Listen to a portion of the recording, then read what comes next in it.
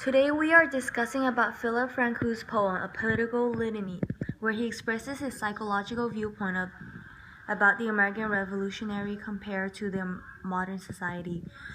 During the American Revolution, it is a communist generation. People have to follow the command of the British king.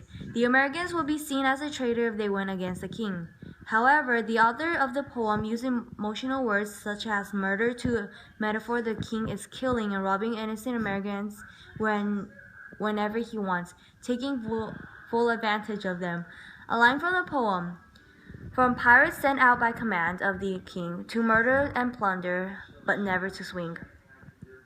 I believe during that time no one dares to challenge the king. Nevertheless, the author is very brave to write his legit viewpoint of the war. If the revolution had not been a success, the author would have been punished for such act. In today's society, no one can be punished for this because everyone is granted the freedom of speech. America is a democratic country where citizens have the right to vote. Given that, American citizens are also allowed to protest against government rulings. I know that this is not a good thing, but in this generation, we have the right to do that. We can see protests in Taiwan, USA, Hong Kong, and Thailand, and much more. Those citizens have the right to fight for themselves.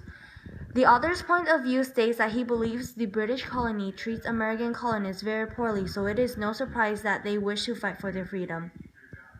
Freneau wrote this poem to encourage citizens that fighting for what you believe is right will always be the right thing, even if it means going against the king. This kind of behavior is acceptable in today's society. If the author wrote this poem in today's society, it will most definitely not come as a shock to the world because it is so common nowadays.